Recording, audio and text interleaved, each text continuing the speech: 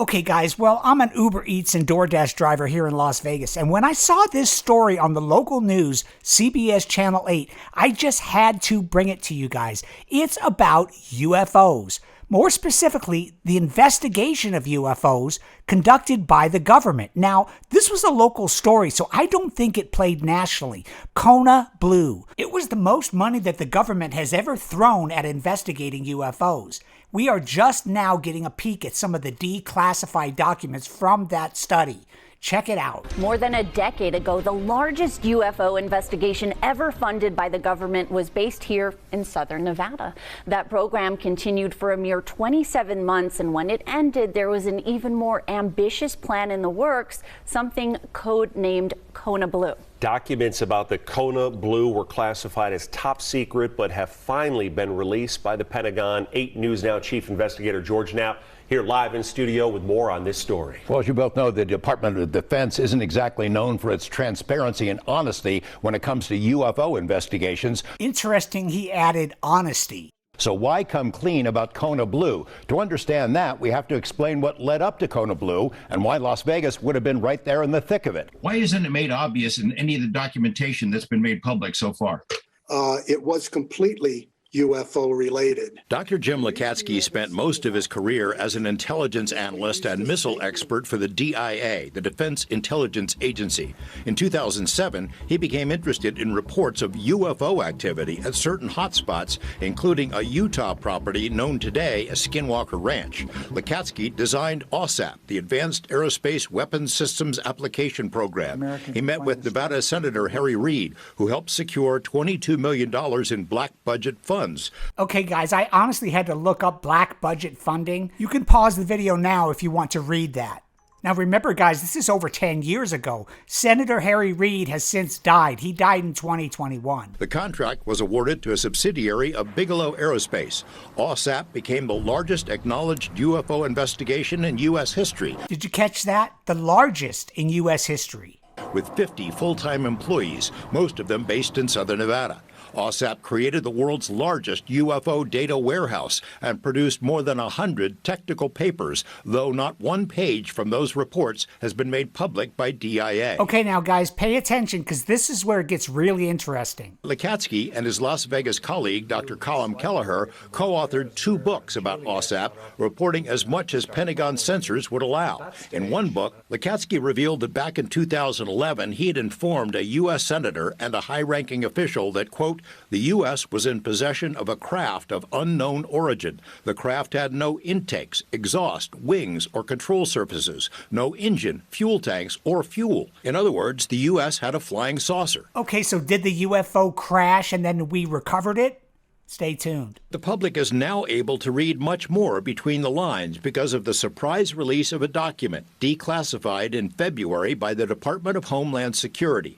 It describes a proposed UFO program codenamed Kona Blue.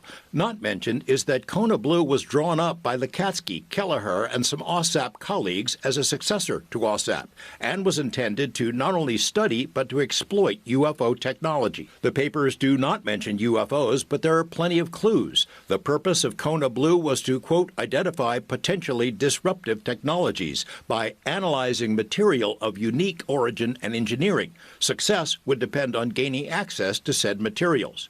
Kona Blue would establish a system to collect sightings of such technology, including at locations where there are frequent reports. There are references to advanced technology that's already been recovered. Advanced technology that's already been recovered. One section notes this recovered technology exists only within special access programs. Kona Blue would have created a medical division to study physical and psychological effects on humans from encounters with advanced aerial vehicles. Let's listen to that one more time. Kona Blue would have created a medical division to study physical and psychological effects on humans from encounters with advanced aerial vehicles. And there's this chilling note that Kona Blue experts would, quote, handle and examine unusual and unique biological specimens. What might those be? In 2009, when Nevada Senator Harry Reid wrote to the Department of Defense to ask for a special classification for the DIA program, alarm bells were set off in Washington, opposition mounted, and the program's budget was pilfered. That's why in 2011, Lakatsky, Kelleher, and others tried to find another home for what they called Kona Blue. The document showed the Department of Homeland Security was briefed about what OSAP had learned. Deputy Secretary for Science and Technology, Dr. Tara O'Toole, was impressed enough to sign off on Kona Blue. But as with OSAP, when top officials began knocking on doors to ask for access to special materials stashed in secret cubbyholes, opposition to Kona Blue quickly mobilized. So what exactly were these special materials? The proposed program was stopped dead. To date, Dr. Lakatsky carefully measures his words when asked about the special materials they tried to access. There's material and there's material. Are you talking about material to be investigated? In other words, pieces falling off flying saucers?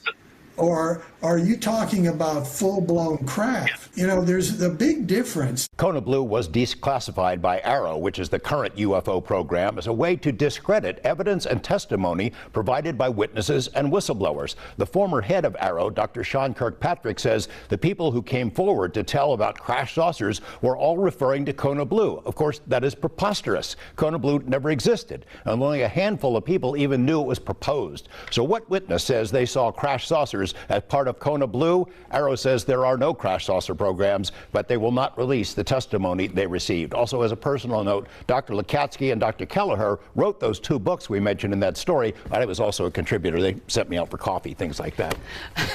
So, George, if any reporter knows about this topic, it's you. You also have to maintain your sources. Is this one of those things you knew about but maybe couldn't say anything? Well, yes and no. I mean, I was aware of this proposed program. We included a detailed description of it in one of those events, Skinwalkers at the Pentagon, that came out in 2019. But the code name was classified, so I didn't know about that because I do not have a security clearance. So, you know, some things they keep back even from me. Thanks so much. Sure. Do me a solid and just check out this video over here. This one right over here. Right, I got my foot there. Really helps if you guys watch all my videos. So if you go to my channel and check out my videos, guys, I really would appreciate it. Okay, guys? Thank you so much in advance.